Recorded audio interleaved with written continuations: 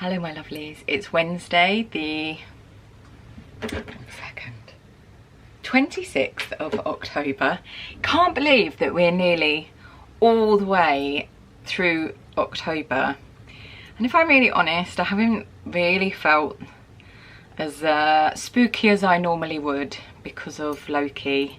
I know I've just done a winter sewing plans video, but I found a really good vintage pattern in a shop and I've got some vintage fabric, and I just thought I'd show you and see what you think. So this is a very 80s pattern, 3735, so it's style number 3735, and there's like a teeny weeny tiny little drawing of it, but I really like this collar detail, and actually it made me think 1930s. And although it's a sort of an 80s pattern, just with maybe just a slightly longer, maybe slightly slimmer A-line, it would look really 1930s. And I have this really lovely vintage viscose, very sort of autumnal, nice and drapey here. So yeah, it feels lovely, really smooth. I'm not sure how much I've got of it, but it's very pretty. I don't really do sort of browns and earthy colours, but this is more red, and I do like the sort of berry colours. So I thought I will add this to the list because I just think that collar is fantastic, and maybe make more kind of these sort of 30s sleeves. I don't know why I always have to do this, but 30s sleeve, and maybe a kind of a belt out of the same fabric, possibly with a little mother of pearl buckle. And this is just sort of pull on, I think, and sort of a bit of a jiffy type affair. It's size O, but 12, 14 and 16, but that's sort of, you know, way back when. But I figure it's probably fairly straightforward to resew. So this is something I want to make because I'm going to Paris in November with one of my bestie friends, and I need to make some things to wear in Paris, and I thought this would be rather fab. Frida, my Christmas cactus, is coming into bloom, which is very exciting. She didn't last year. And this is a scented geranium that I was given. Scented geraniums are divine. I'd like to fill the house with them, and I'm eating scrambled eggs for breakfast, which is my fave. Good Thursday morning. I'm just trying to get myself ready. It is 10:20, but I just thought I'd do a little catch up with you and just show you. I've got to put maquillage on, and I just thought I'd show you what I use, because a couple of people have said about my skin. Now, my skin's quite bad at the moment because I've got very sensitive skin, and if I drink alcohol naughtily, it flares up my skin. So I think it's like the yeast and whatever. I'm not very good with it, it's all a bit but you know, sometimes it's nice to have a drink or several. And anyway, so I just thought I'd show you what I use. Look, nice mirrored whatever. This is Max Factor Facefinity Compact in 001 Porcelain. Medium coverage powder foundation. Oil control for all day matte coverage. Weightless.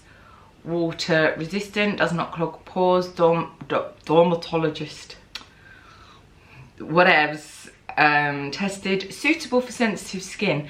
I really like Max Factor makeup, and of course those of us who are into vintage beauty will know that Max Factor is very important in terms of inventing makeup for the screen and stage, but particularly the screen.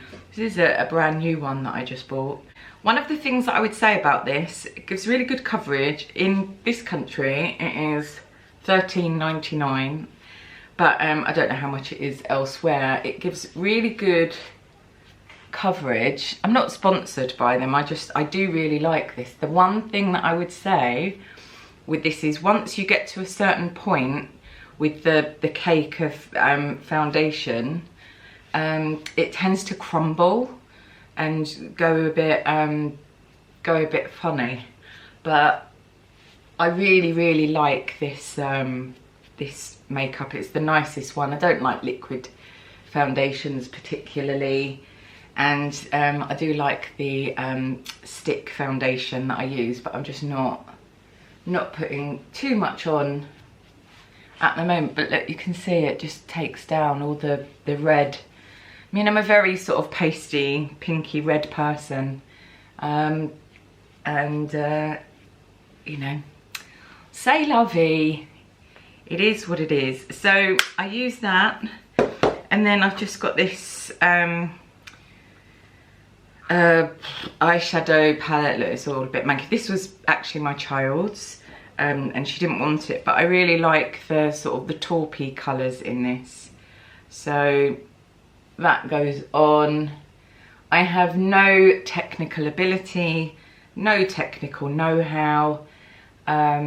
There's a makeup artist that I really like. I love makeup, and I love all it because it's creativity, isn't it? And it's just painting. So I'm in no way an expert, but there's a woman she's on TikTok, but she's also on Instagram. I think her name is Erin Parsons Makeup. I'll link her. But her videos are brilliant, and she does the most incredible little videos on TikTok, which I think just she puts on Instagram as well. But anyway, she's very entertaining and interesting and inspiring, and does incredible makeup, unlike myself. And then I use Maybelline The Falsies, just mascara. So gonna plonky plonk that on. So mascara is, it's like a whole new me. It's like a completely different person sitting here. I normally put some kind of winged eyeliner on, or smoky eye or something, but I just, yeah, I'm not going to today. And then to give me some semblance of being alive, I'm using Bourjois Blush Rose d'Or. Love Bourjois. Bourjois is one of my favourite makeup brands. It's no longer being sold here, apparently. Or I think you can just get some things in some places, but I haven't seen any locally. Just love these. I love that they're called little pots of colour, and they are little pots of colour. And I've got a few blushes, and I just love all of them. And also it's a very old makeup brand. So there, I'm now ready to go and do what I need to do today. I've also been loving this from Marks and Spankers. It isn't called Marks and Spankers, obviously. It's called Marks and Spencers, but I call it Marks and Spankers. And a lot of people affectionately call it Marks and Sparks, but I call it Marks and Spankers. But they do this sort of apothecary range, and everything smells really lovely. But I got this free with my Sparks card with points. Oh, and the smell of this is really lovely. Lavender, sweet orange, clary sage and cedarwood. And it's just like, it's just a hand cream, but I put a lot of hand cream on. And their one in Tranquil is lovely. I bought the oil, like, to put in the oil burner. But those are my sort of beauty, makeup beauty things that I'm using and really enjoying. And these are, like, I've used these for, you know, since I was about 18. This was a discovery in the lockdown. That I got free, and I'm loving. This was recommended by my Vintage Love blog, Michelle. Brilliant channel, I'll link that below. But if you love vintage clothes and style, then her and her partner or husband make these lovely videos. I love all these little videos that are, you know, like people together. I'm quite obsessed with stuff like that. Maybe it's, you know, because I'm on my own. I'm gonna play a tiny violin now. But anyway, so that's that. And then my outfit, I'm wearing for the prize little beetle earrings. And this is a Victorian, silver Victorian locket that my aunt bought me for my 21st birthday. So I've had it a long time. This is a dress that I have made. It's just like a wrap dress. It's got little stars on it. a viscose from Missy Mop a long time ago, and the sleeve head is the pattern off of my nan's wedding dress from 1941, and I'm going to very elegantly show you my slippers. I'll take it off, look.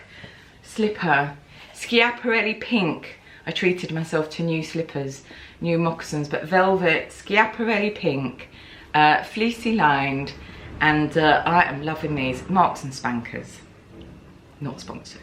So while I'm just having my tea and chatting with you, my lovelies, I thought I'd show you a couple of books that I found secondhand recently, and they're interesting, they're good.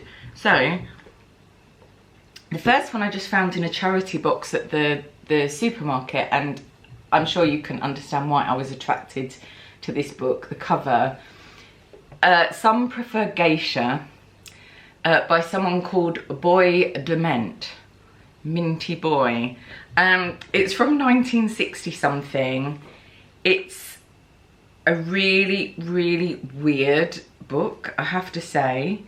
So it's he wrote a lot of stuff about Japanese and Polynesian culture, the lively art of mistress keeping in Japan, and illustrations by Tadahito Nadamoto. And the illustrations are really quite fab. Look, there's these like little nudie ladies all the way through the book. It takes all kinds, 2 very special types.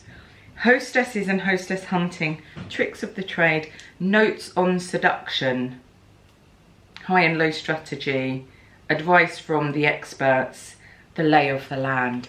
The mind boggles. I don't know if this is just going to be an absolutely horrendous book, but it sort of is all about prostitution and sex, but it's like a really beautifully put together book. There's a whole thing about American soldiers as mistress keepers, and then these illustrations of geisha throughout. Yeah, I don't really know what to make of it, but when would you find a book like this? It's just really sort of, I'm sure I'm going to learn something, even if it's something I didn't really want to learn. And then the other book, which I'm really excited about, is this one. So it's a biography about Mae West by George Eales and Stanley Musgrove, who were friends of hers. And it's written sort of, I think, not long after she died. But I just thought this had been bought as a gift to somebody, to Paul, Christmas 1985. And they've even written a sticker saying it was a gift of Paul Hoddinott, who lived 1947 to 1994. And I just, you know, that's one of the reasons why I love old things and books. It's like the legacy of the people, but it just goes over her life. And there was even a really pretty V&A like bookmark in it, so it was absolutely meant for me. And yeah, so that is next to read on my list, because I am obsessed with Mae West. And fun fact that you may or may not already know, I may already have said, the Schiaparelli perfume bottle, which was in the shape of a torso, which is what Jean Paul Gaultier's perfume comes in now. Schiaparelli made a lot of clothes for Mae West, favourite designer, those of you who hang out with me quite a lot. Hence the bright pink, shocking pink moccasins, and the trip to Paris in November to see the Schiaparelli exhibition. Can't wait! But yeah, so her figure inspired that perfume bottle. And when I was little, I absolutely loved Mae West films. I was probably too little to be watching them, but I just thought she was brilliant.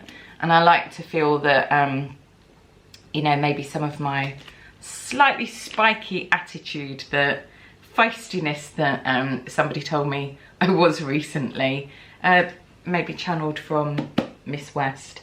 And I don't think that's a bad thing. So I'm off to do lots of sewing. I've got to order some flyers, some leaflets, because I'm organising a Christmas pop-up shop. That's happening over the 25th to the 27th of November, the weekend after I get back from Gay Paris. So I've got to order those and start getting them out to places and people, and I've got loads of sewing to do. So basically I'm just going to be sewing and yeah, sewing, basically sewing. That's all I really do with my time. I just thought I would jump on because I didn't do an outro goodbye. I'm setting up for some filming today, and you're getting a sneak peek, doing a special Halloween episode, and my lovely friend Miss Katie Corsett is coming over in a couple of hours, but I just thought I'd make it look like a murder scene potentially is about to happen before she gets here. But I'm about to go and get all gutted up for the video, and thank you so much for watching. This one's been a bit chit-chatty, not very Halloweeny. Sneak peek, can you guess what I'm doing? Wherever you are in the world, my lovelies, I hope you're keeping safe and well, and I shall see you very soon. Bye.